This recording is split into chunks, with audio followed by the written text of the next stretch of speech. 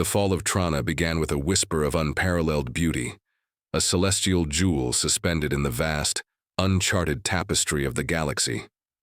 For 6 centuries, this verdant planet had been a beacon of serenity, its skies shimmering under the gentle, ethereal glow of 3 moons, Lunara, Selene, and Vera, each casting a distinct silver hue across its surface in a mesmerizing triadic dance that captivated poets and dreamers alike.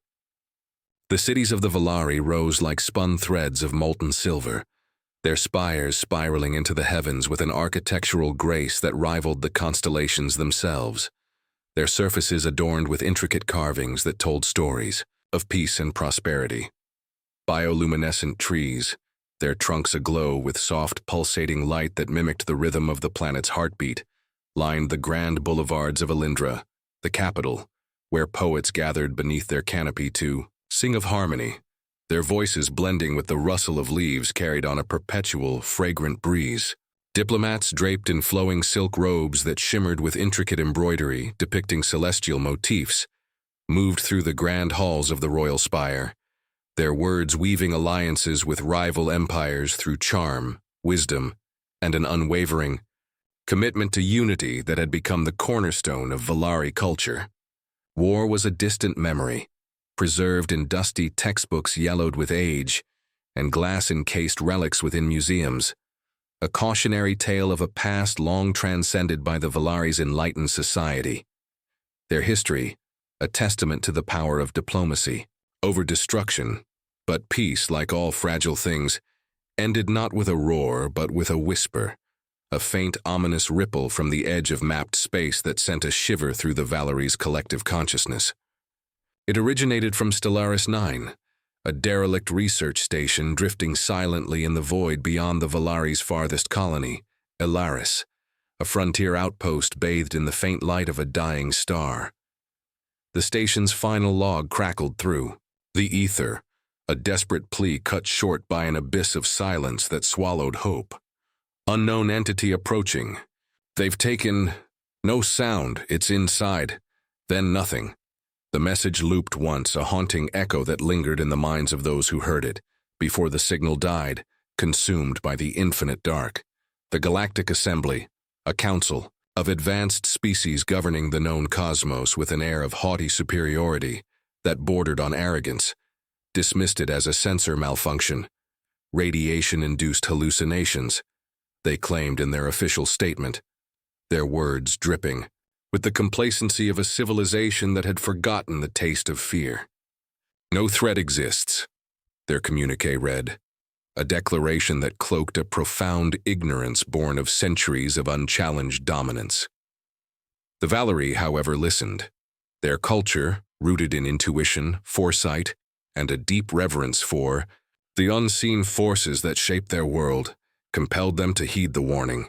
They were the first to see the truth when it arrived, a truth that would shatter their idyllic existence and plunge them into a nightmare from which there seemed no awakening. The Zarghul descended without preamble, a fleet of obsidian tendrils and shifting metal constructs that defied conventional design, their forms a grotesque amalgamation of organic and mechanical horror that seemed to pulse with a malevolent life of its own. They did not hail with demands or offer ultimatums, their silence more terrifying than any declaration of war. They consumed, their ships, vast and spider-like, with appendages that writhed like living entities, enveloped Trana's moons with relentless precision, dismantling orbital defenses molecule by molecule, in a process that defied the laws of physics known to the Valari. Valari shielding, a source of pride engineered over centuries by the brightest minds of their race, melted like mist under their assault, offering no resistance against the relentless tide of destruction. Ships vanished mid-broadcast, their crews, screams dissolving into static as communication arrays went dark, their signals snuffed out like candles in a storm. Soldiers, trained for diplomacy rather than war, their hands more accustomed to the quill than the blade, fell silent as the sky darkened, not with smoke, but with an oppressive, unnatural quiet that pressed down on the planet like a suffocating shroud, a silence that spoke of annihilation. The Zarghul's advance was methodical, their intent singular, to erase all traces of life from Trana, to reduce its silver cities to dust and its people to memories. In the royal spire, a towering edifice of crystal and steel piercing the heart of Elindra, Queen Elenia stood before the great council, her presence a beacon of calm amidst the rising tide of panic. Her violet eyes, usually bright with wisdom, and a gentle authority that inspired her people to reach for the stars, were now dimmed by grief, their luster dulled by the weight of impending doom that threatened to crush her spirit. Her silver hair, a cascade that rivaled the moonlit rivers of Trana, fell over her ceremonial robes, their intricate patterns a testament to a culture on the brink of extinction, each stitch a story of peace now teetering on the edge of oblivion. The chamber, once filled with the hum of debate and the soft chime of diplomatic discourse, was now a tomb of despair, its air heavy with the scent of burning incense and the unspoken fear of annihilation that hung like a pall over the assembled counselors. Her prime strategist, Lord Calith, a gaunt figure with etched lines of worry carved deep into his pale face, delivered the grim report with a voice that trembled despite his efforts to maintain composure, his hands clutching a data, slate as if it were a lifeline. "They've breached the outer colonies, Your Grace. We have 20 hours before they reach Elindra. How many have fallen?" he asked, his question hanging like a guillotine blade, its edge gleaming with the inevitability of death. Elenia's gaze hardened, a flicker of resolve piercing her sorrow like a ray of light through storm clouds. 14 worlds, Calith whispered, the number a death knell that reverberated through the council, its echo a somber toll for the lost. The chamber fell silent, the weight of extinction pressing down like a physical force, each counselor grappling with the realization that their utopia was crumbling, its foundations shaken by an enemy they could not comprehend. Elenia turned to her diplomats, her voice steady despite the tremor in her heart, a lifeline cast into the void of a galaxy that had turned its back. "Send word to every known system, plead if you must. Trade what remains of our treasury, our art, our technology, our very history, the songs of our poets, the wisdom of our elders, just ask for help."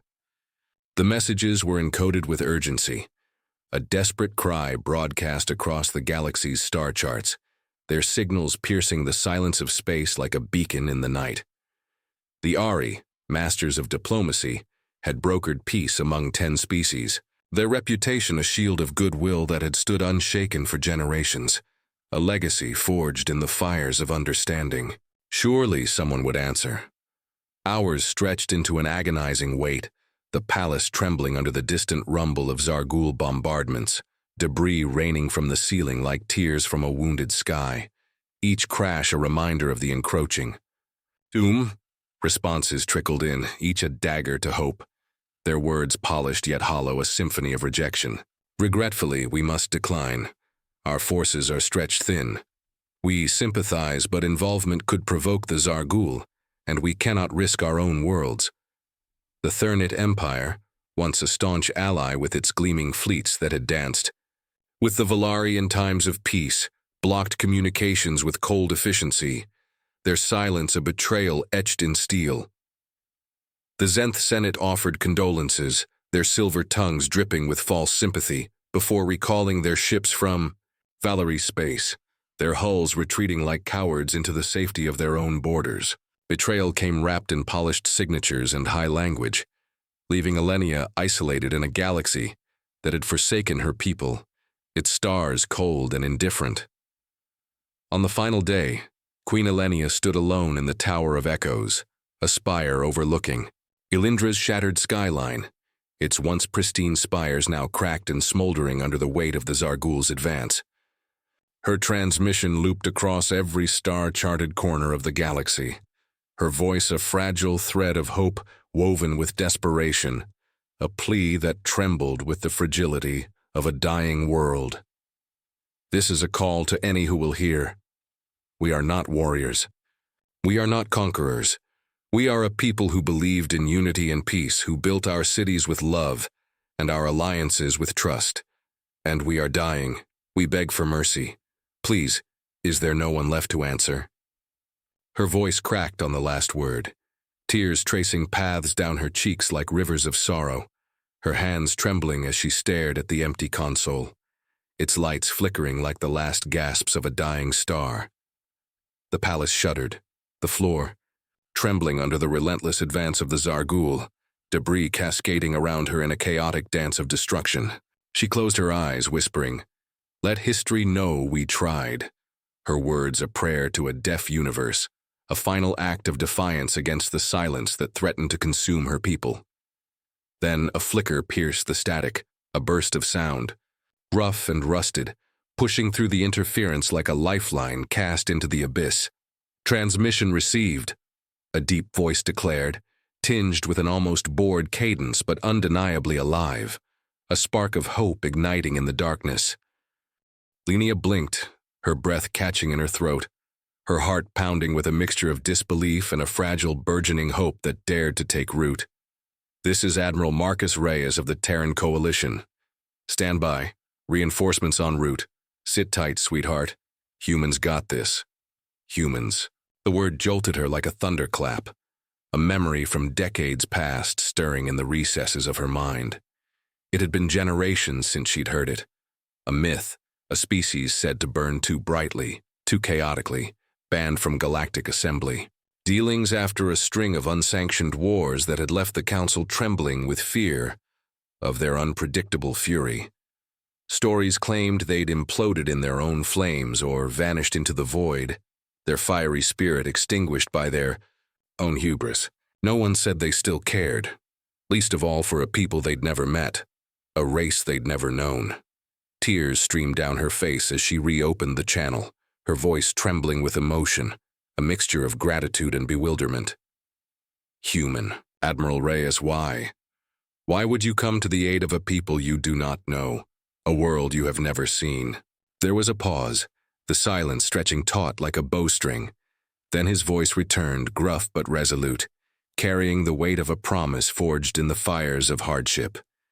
"Because no one else did." Far above, Valerie's sensors detected a ripple in space, a disturbance that sent a shiver through the planet's remaining defense grid, its alarms a faint whisper against the roar of the Zarghul. A fleet emerged, not sleek or pristine like the Assembly's cruisers, but rugged, patched together like bruised fists forged in the fires of survival, their hulls scarred and reinforced with salvaged plating that told stories of battles won and lost. Ships bore names etched in defiance, hellfire, broken home, resolute, last stand, each a testament to a people who refused to yield.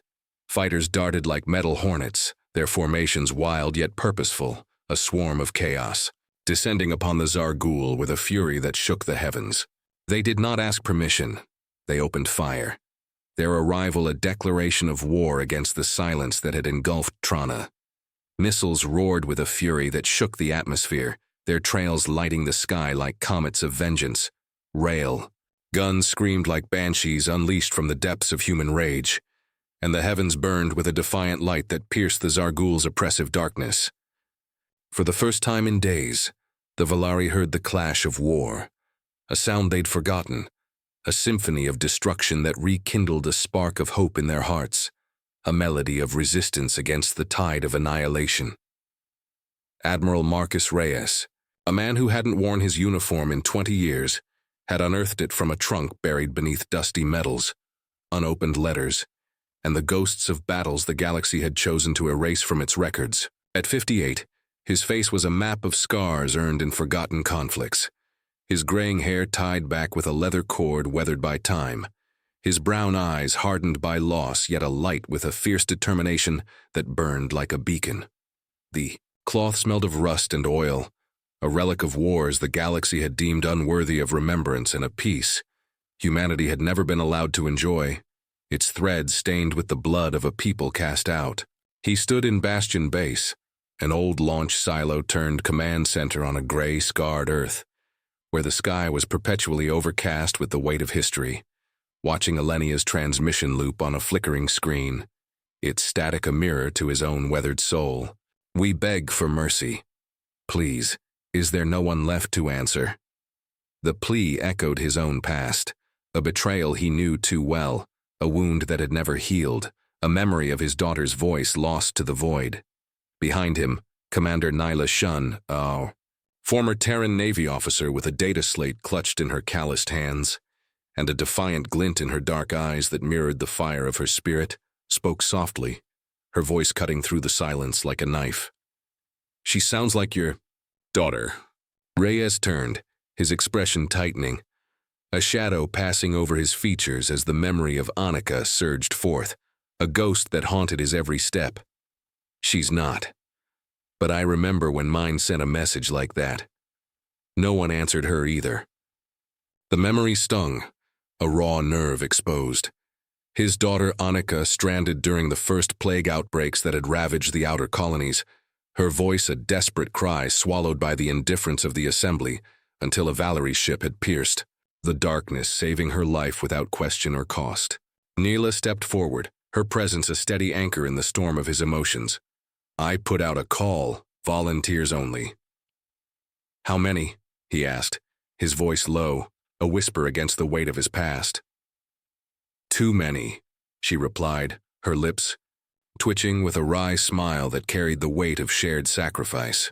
"Some are flying ships older than they are, held together by spit and stubbornness." Reyes exhaled, a long, weary breath that carried the burden of command. "You tell them what we're walking into?" "Does it matter?" Nyla countered, her gaze unwavering, a challenge in her tone. "It's not the first suicide run for half of them, and it won't be the last if we keep answering calls like this." This was Operation Mercy, a fleet of misfits, mercenaries, and veterans of forgotten wars, their ships patched with salvage hulls and armed with outdated weapons bearing the stubborn, unyielding mark of human hands, a testament to a people who refused to break. The dauntless Reyes's dreadnought was a hulking beast reinforced with mining colony plating scavenged from the asteroid belts, its hull scarred from 6 battles, its engines a patchwork of ingenuity that growled with defiance. The Wraith, a stealth corvette crewed by ex-pirates with a penchant for shadow and a reputation for disappearing when least expected, and the Argus, a pleasure yacht now bristling with plasma turrets and a nuclear core humming with unstable power that threatened to tear it apart, formed the core of this ragtag armada. They lacked the assembly's polished firepower, but they carried something else: pain, fury, loyalty, and the long, bitter memory of being abandoned by a galaxy that had turned its back, a wound that fueled their resolve. In the hangar, Reyes walked past rows of soldiers donning improvised armor, some in faded military gear patched with duct tape, others in scavenged exosuits reinforced with scrap metal and hope, their faces a gallery of determination and fear. A 20-year-old recruit, his face barely touched by stubble, had carved hope into his gauntlet with a shaky hand, a talisman against the terror that lurked in his eyes, a symbol of the future he dared to believe in. A veteran with graying hair and a limp from an old wound prayed over a creased photo of her family, her lips moving silently as she boarded her ship, her whispered words a plea for their safety.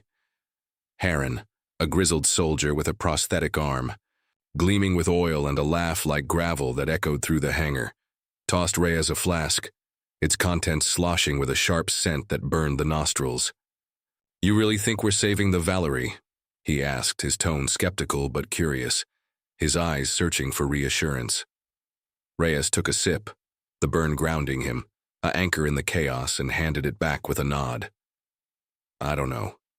If they are, but I remember when they were the only ones who didn't flinch when we walked into the assembly, the only ones who saw us as more than monsters. Pity makes poor politics. Maybe. But it makes damn good allies. And that's worth fighting for." 10 minutes to jump, the fleet shimmered and vanished into hyperspace, a ripple of light against the gray expanse of Earth's sky, a departure that carried the weight of a promise. Above Trana, they tore into orbit like a storm that refused to ask permission, a tempest of human will unleashed against the Zargul's tyranny. Railgun slugs ripped through Zargul drones with a thunderous roar that shook the atmosphere, EMP bursts short-circuiting their shifting, elegant yet monstrous architecture with crackling precision that disrupted their relentless advance. Where?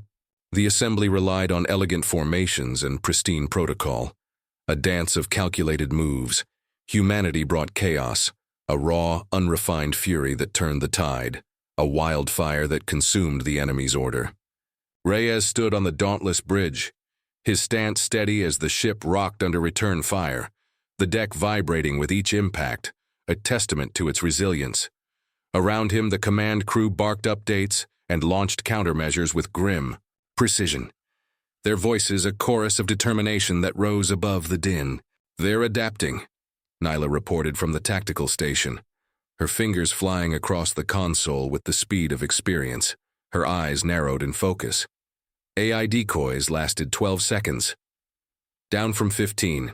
Keep cycling the patterns," Reyes ordered, his voice calm but firm, a rock in the storm. "Make them work for every inch, force them to earn their ground." Outside, the Zarghul swarmed like insatiable insects, their sleek, shifting constructs devoid of visible propulsion or cockpits, their design a testament to a cold, mechanical purpose that chilled the soul with its indifference. They consumed planets, ships, lives, with an efficiency that defied mercy, their tendrils a web of destruction that ensnared all in their path.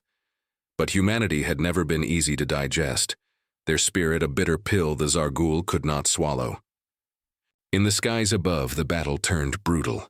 A dance of destruction played out against the backdrop of Trana's wounded atmosphere, its clouds stained with the smoke of war. The Wraith slipped between enemy lines, dropping EMP mines like breadcrumbs, shorting out larger carriers before vanishing into the chaos again, its crew a phantom in the fray, their laughter a defiance against the odds.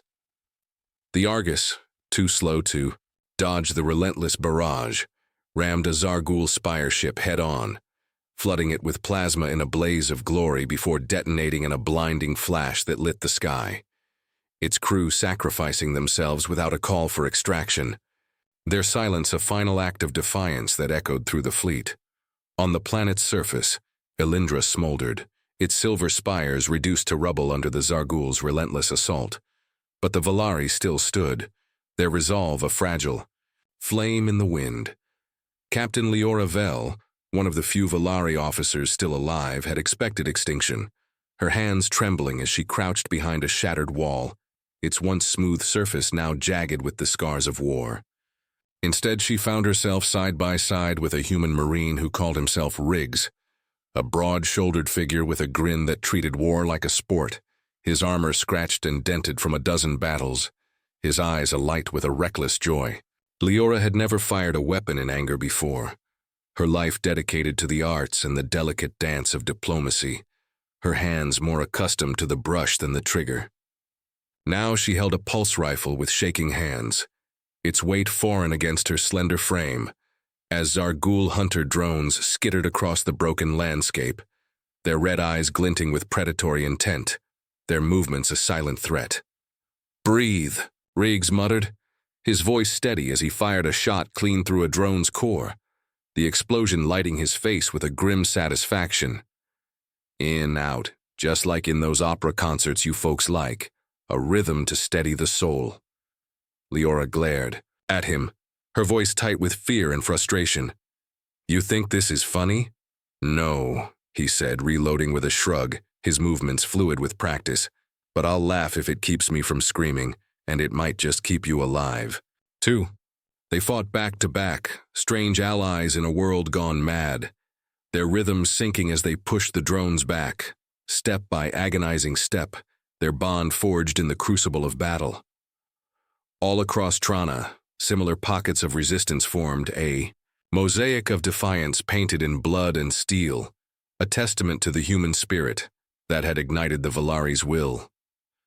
Valari civilians, inspired by the fury and sacrifice of the human reinforcements, took up arms with a courage they didn't know they possessed, their peaceful hands now wielding weapons with determination. Farmers wielded plasma cutters, their blades humming with improvised power scavenged from ruined workshops, slicing through drone armor with a precision born of necessity. Scholars repurposed science drones, their delicate instruments transformed into weapons of war, their minds racing to adapt to the chaos, their intellect a shield against despair. For the first time in centuries, the Valari remembered what it meant to fight for survival, their peaceful heritage giving way to a primal will to endure, their songs of peace now accompanied by the clang of steel and the roar of defiance. Haidu. Above, Reyes prepared the final strike, his gaze fixed on the Zargul command vessel, a massive spherical monstrosity floating in the upper atmosphere, its surface pulsating with drones spewing like spores from a diseased bloom, its tendrils a web of destruction that threatened to engulf Trana whole. Targeting arrays blind, Nyla warned, her voice tense as she monitored the sensors, her fingers dancing across the console with an urgency that belied her calm exterior. EMP interference too strong. A wall we can't pierce with tech alone. Reyes didn't flinch, a grin etching into his battle-scarred face, a spark of madness in his eyes that spoke of a man who had faced death too many times to fear it. I've flown worse missions drunk, blind, and half dead. Lock us in. Burn everything between us and that core, leave nothing standing. The dauntless engines screamed, a banshee wail that reverberated through the ship, its hull trembling with the force of its acceleration, a cry of defiance against the odds. Turrets overheated, their barrels glowing red with the heat of continuous fire. Shields flickered and failed under the onslaught of Zargul retaliation. Deck plating melted under the strain, dripping like wax from a candle. But the ship didn't stop. Its crew united in a singular purpose that transcended fear, their hearts beating as one. Inside the command ship, the Zargul hive core, an artificial intelligence node pulsing with cold, unfeeling purpose. Its tendrils, a network of calculation, detected the incoming threat and attempted to adapt, its form shifting in a futile dance of self-preservation. It was too slow, its cold logic no match for the hot-blooded resolve of humanity. The Dauntless plunged through the outer shell, a spear through the heart of the beast, deploying a warhead designed during humanity's darkest hour, a gravity imploder, a forbidden weapon that folded space on itself, a creation no assembly, species dared to build for fear of its apocalyptic power. Reyes stood at the helm, his grin widening, a warrior's joy in his eyes. From Earth, he whispered, his voice a prayer and a curse. With love. The explosion wasn't fire. It was silence, a sudden sucking void that collapsed the command node in an instant, its tendrils curling inward as if in defeat, a black hole of destruction that consumed the Zargul's will. Across the battlefield, Zargul drones spasmed, lost and disconnected, their synchronized dance broken by the death of their core. Some fell from the sky like broken toys, crashing into Trana's surface with dull thuds that echoed through the ruins, their metal carcasses a testament to their defeat. Others simply stopped moving, their red eyes fading to black, their purpose extinguished. Cheers erupted over the comms, Valari and human voices tangled in disbelief and joy, a cacophony of triumph that rose above the smoke and ruin, a song of victory against the odds. On the surface, Captain Leora fell to her knees as the sky lit, with the fading glow of the enemy's retreat, her pulse rifle slipping from her hands to clatter against the rubble, her strength spent. "You did it," she whispered to Riggs, her voice breaking with emotion, tears mingling with the soot on her face.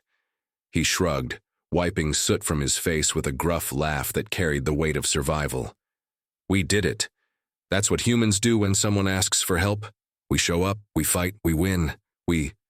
But even as the celebration began, a low transmission echoed from the wreckage, its tone cold and unyielding, a promise of vengeance. "You have delayed the inevitable. We will adapt, evolve, and return stronger." Reyes heard it on the bridge.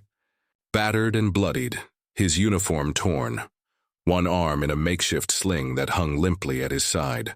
He leaned toward the comm panel, his voice a growl of defiance that shook the air. "Then we'll keep making you adapt until it kills you, until every last tendril is dust." Smoke still curled from the shattered towers of Alindra, tendrils of gray rising into the sky. But for the first time in weeks, sunlight broke through the clouds without distortion, its warmth a hesitant caress on the scarred land, a gentle touch that promised renewal. Native birds, their songs silenced by the invasion, circled overhead as if uncertain they were allowed to return, their wings a fragile symbol of life reclaiming its place, their chirps a melody of hope. Queen Alenia stood on the balcony of the royal spire, wrapped in a modest ceremonial robe that bore the stains of battle. Her crown absent, its absence a mark of her transformation from royalty to a witness of survival, her spirit tempered by fire. Beside her stood Admiral Marcus Reyes, his uniform charred and torn, a sling supporting his injured arm, his presence a stark contrast to the elegance of the spire, a warrior etched in the lines of hardship. He looked like he'd wrestled a starship, bare-handed, and in a way he had, his hand still trembling with the adrenaline of victory. "They're rebuilding already," he said, watching Valeri citizens sweep debris from the streets with brooms fashioned from salvaged wood, their hands steady with a newfound resolve that spoke of resilience, and patch holes in walls with what little technology remained, their ingenuity a beacon in the dark. Alenia nodded, her violet eyes reflecting the dawn, a light of hope rekindled within them. "We were dreamers, our heads in the clouds, our hearts in our songs. Your people reminded us how to fight, how to stand when the ground beneath us crumbles." Reyes gave a quiet snort, a sound laced with exhaustion and a wry humor that carried the weight of his people's history. "Most of my people wish we didn't have to keep reminding anyone that the galaxy would learn to stand on its own. But here we are."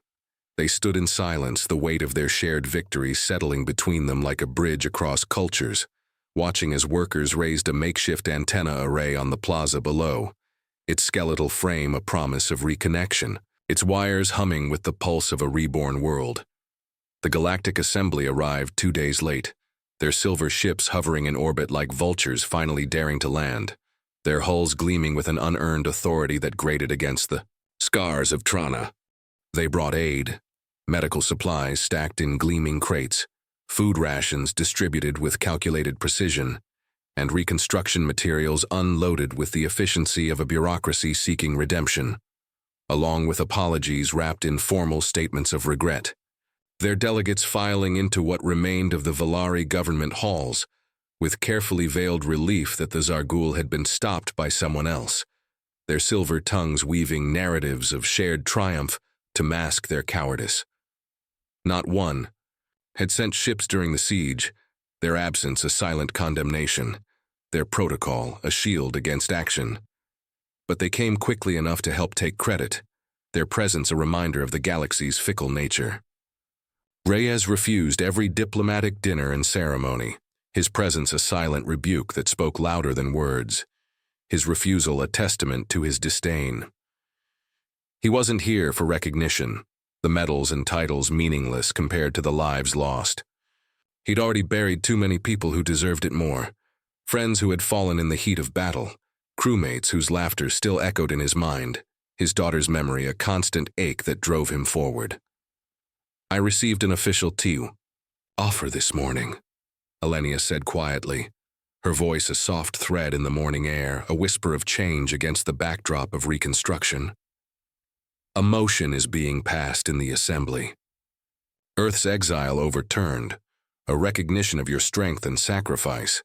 They want humanity back at the table, a voice in the Council's deliberations. In fact, they want you to speak at the Council's next session, to share the story of Trana and the mercy you brought."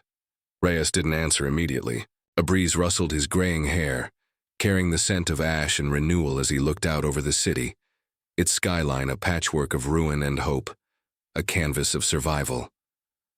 "I read once that when humans first left Earth, we thought we were going to find wonder out here, a universe of beauty and possibility," he said, his voice distant, a memory of dreams long buried.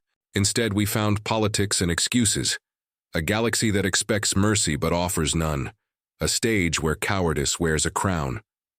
Alenia turned to face him fully, her gaze searching the lines of his weathered face, a map of battles fought and won, her eyes seeking the heart beneath the scars. "And yet you came, when all others turned away." Reyes met her eyes, his own softening with a rare vulnerability that peeled back the layers of his hardened exterior, a glimpse of the man beneath the admiral. We didn't come for them, for the assembly or their empty promises. We came because you asked, because someone needed help, and that was enough. She studied him. This strange man from a violent species who had given so much without asking for anything in return, his hands stained with the blood of battle yet guided by a heart that remembered kindness, a paradox of destruction and compassion. Her people had sung of peace and diplomacy for centuries, their voices a lullaby to the stars, a melody that had lulled them into complacency. But it was the outcasts, those deemed too dangerous, too human, who had answered their call when the galaxy fell silent, their roar a lifeline in the dark. Then let it be known, she said, her voice gaining strength, a declaration that rang with the weight of history, that when we called for mercy, the only ones who responded were from a forgotten world, a planet cast out by those who feared its fire. And they didn't come to conquer, to claim our lands or our riches. They came to stand beside us, to fight with us, to bleed with us.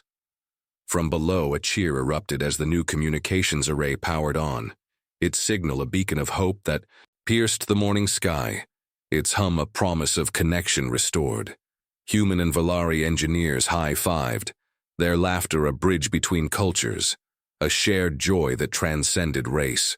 Children, both races, ran laughing between support tents, their innocence a stark contrast to the war-torn landscape, their voices a chorus of renewal. On every available surface, walls, debris, even the hulls of wrecked ships, someone had scrolled the words now whispered in reverence. They answered, a mantra that carried the weight of gratitude and awe. Reyes looked away, uncomfortable with the adulation, his shoulders hunching under the weight of praise he didn't seek. He was no savior, just a soldier who had seen too many people die alone, their cries unanswered, their hopes extinguished by the indifference of the stars. I've got to go, he said finally, his tone resolute, a decision forged in the fires of duty. There's talk of Zargul activity near the edge of Dead Sector 4, a shadow on the horizon we can't ignore. They're regrouping, weaving a new threat from the ashes. We're not waiting for another call, not when we can strike first. Alenia nodded solemnly, her decision made with the clarity of a leader reborn, her eyes reflecting the dawn of a new alliance. Then we will come with you, our ships beside yours, our people at your side. He raised an eyebrow, surprise flickering in his eyes like a candle in the wind, a question unspoken. You sure about that after all you've lost? We are now, she said, her voice firm, a steel beneath the silk. Because we've remembered who we are, a people of peace who can fight when the need arises, and we've learned who you are, a race of warriors with hearts of gold. Together, we are stronger. As Reyes turned to leave, his boots echoing on the crystal floor, a sound that reverberated with purpose, she stopped him with one last question, her voice soft but insistent, a thread of curiosity that demanded an answer. Why did you answer, Marcus? Truly, beyond duty or debt, what drove you? He paused at the doorway, shadows playing across his face, his silhouette framed by the rising sun, a figure carved from the stuff of legends. Years ago, during the first plague outbreaks in the outer colonies, a darkness that swept through our worlds like a scythe. The assembly did nothing, their hands tied by politics and fear. My daughter Annika was stranded on a research outpost, Aurora 7, dying alone, her voice a desperate cry swallowed by the void. The Valari sent a ship, a silver lifeline that pierced the darkness. No questions asked, no cost demanded. You saved her life, gave her back to me when all hope was lost. He looked her in the eyes, his gaze steady, a window into a soul shaped by loss and redemption. This was me returning the favor, paying forward the mercy you showed us when the galaxy turned its back. Then he walked away, his steps a rhythm of resolve, a man driven by a debt older than the war itself, his shadow lingering like a promise. Above them, human and Valari ships began to rise from the atmosphere, their engines a chorus of determination that shook the ground. heading not toward peace but toward the unknown, toward the next call that would test their newfound alliance. The skies of Trana, once a canvas of peace painted with the silver light of moons, now bore the scars of battle, their clouds streaked with the smoke of war, yet they shimmered with a new light, a light born of alliance, resilience, and the unyielding spirit of those who refused to let hope die. The war was not over, the Zargul a shadow lingering on the horizon, their tendrils weaving a new threat from the wreckage, but Trana's future was no longer solitary. It was intertwined with Earth's, a testament to a forgotten species' heart, a mercy delivered by monsters when the stars turned cold and the galaxy looked away. As the fleet vanished into hyperspace, a ripple of light against the dawn, the people of Trana gathered in the streets, their voices rising in a song of gratitude, a melody that carried across the ruins, its notes a tribute to the humans who had answered. Engineers worked tirelessly, salvaging tech from the wreckage, their hands guided by a newfound resolve that turned debris into tools, their minds racing with innovations born of necessity. Children played among the tents, their laughter a defiance against the silence the Zargul had imposed, their games a reclaiming of innocence lost. Factories hummed with activity, their forges glowing as they produced defenses, pulse rifles, drones, shields, transforming Trana into a fortress of hope. Schools reopened, their halls echoing with lessons of war alongside peace, teachers weaving tales of human valor into the Valari curriculum, a bridge between past and future. Elenia oversaw it all, her presence a steady hand on the helm, her council rebuilt with voices of survivors, their decisions shaped by the lessons of Trana's fall. Reyes aboard the Dauntless sat in the command chair, the bridge quiet save, for the hum of the engines, a lullaby of steel and power. Neela approached, her data slate replaced by a cup of coffee, its steam curling into the air like a wisp of home, her presence a comfort in the silence. "You think they'll make it?" she asked, her tone casual but her eyes searching, a question that carried the weight of their shared journey. Reyes took the cup, the warmth seeping into his hands, an anchor against the cold of space. "They're tougher than they look, forged in fire and tempered by loss. And they've got us now, a partnership that won't break." He sipped, the bitterness grounding him, a taste of reality amid the stars. "What about us?" Nyla pressed, leaning against the console, her voice a challenge. "We're a mess, our ship's held together by hope and duct tape, but we're alive. And that's enough for now. We keep moving, keep fighting, keep answering." He set the cup down, his gaze fixed on the starfield ahead, a canvas of possibility. The Zargul won't stop, and neither will we. We'll chase them to the edge of the universe if we have to. The journey to Dead Sector 4 was fraught with tension, the crew preparing for the next battle, their hands busy with repairs and strategy, their minds sharp with anticipation. Heron led a team to reinforce the Dauntless's hull, his laughter ringing out as he traded jabs with younger soldiers, his prosthetic arm a symbol of resilience. Riggs, back from Trana, trained Valari volunteers, his gruff teaching style tempered by patience as he showed Leora how to handle a rifle with confidence, her hands steadying with each shot, her eyes alight with purpose. The Wraith's crew plotted stealth runs, their pirate instincts honed for the fight ahead, their maps marked with the scars of past victories. Every ship, every soul, carried the weight of Trana's salvation, a burden they wore with pride, a legacy they would pass to the stars. Days turned to weeks as the fleet navigated the sector's asteroid fields, their sensors probing for Zargul signatures, their silence a prelude to the storm. The vast expanse was a graveyard of rock and dust, its shadows hiding threats unseen. Then, a signal, faint but growing, a pulse that sent a shiver through the fleet confirmed their fears. The Zargul were regrouping, their tendrils weaving a new threat from the shadows, their presence a whisper on the edge of detection.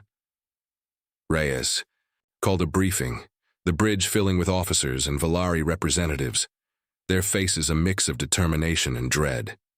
"We hit them hard," he said, his voice cutting through the murmur. a blade of resolve. No half measures, no hesitation. They adapt, so we adapt faster, smarter, stronger. Alenia, now a commander in her own right, nodded, her presence a pillar of strength. We bring our knowledge, our tech, our will. Together we end this, not just for Trana, but for every world they threaten. The battle was a maelstrom of light and sound, the fleet clashing with a Zargul armada larger than Trana's, its tendrils a web of destruction that stretched across the sector. The Dauntless led the charge, its gravity imploder a beacon of annihilation, its blast folding space with a roar that shook the stars. Valari drones swarmed with precision, their movements a dance of elegance and fury, their weapons piercing Zargul shields. The Wraith outmaneuvered enemy ships, its stealth a shadow that struck from the dark, while the Argus sacrificed itself to cripple a command node, its explosion a final salute to the fallen. Hours bled into chaos, the deck of the Dauntless trembling. With each hit, its crew fighting with a ferocity born of desperation. But the Alliance held, their combined strength overwhelming the Zargul, their unity a force the enemy could not break. When the dust settled, the sector was silent, the enemy defeated, for now a reprieve bought with blood and steel. Back on Trana, the victory was celebrated with feasts under the bioluminescent trees, their glow a celebration of life. But the work continued, a relentless march toward recovery. Schools reopened, their halls echoing with lessons of war alongside peace, teachers weaving tales of human valor into the Valari curriculum, a bridge between past and future that educated the young in the art of survival. Factories hummed with activity, their forges glowing as they produced defenses. Pulse rifles with sleek designs, drones with agile frames, shields that shimmered with Valari ingenuity, transforming Trana into a fortress of hope, its people a nation reborn. Alenia oversaw it all, her presence a steady hand on the helm, her council rebuilt with voices of survivors, their decisions shaped by the lessons of Trana's fall, their wisdom tempered by fire. Reyes and his fleet returned, their ships bearing, the scars of Dead Sector 4, their crew weary but unbroken. He stood with Alenia again, their bond a symbol of unity that transcended race, their hands clasped in a silent vow. "The galaxy will know us now," she said, her voice a promise to the stars. "Let them," Reyes replied, his grin returning, a spark of defiance. "We're not done proving it, not until every world is safe," every call answered. That's why stars loomed ahead, a challenge and a promise, and humanity, with its Valari allies, was ready to meet it, their journey a testament to the mercy of monsters. As the sun set over Trana, casting a golden glow across the rebuilding city, Alenia addressed her people, her voice carried by the new array to every corner of the planet. "We stand today because of the humans who answered when we called, their courage a light in our darkest hour. Let us honor them by building a future worthy of their sacrifice." The crowd cheered, their voices a wave of gratitude. Reyes, watching, from the sidelines, felt a pang of pride, a rare emotion for a man who had seen too much war. But the story doesn't end here. The Zargul linger, their adaptation a shadow on the horizon, and new threats may rise. To follow this epic tale, to witness the next chapter of humanity and Valari's alliance, subscribe to our channel, hit that like button, and share this video with everyone who loves a story of hope and heroism. Together, let's keep the flame of Trana alive.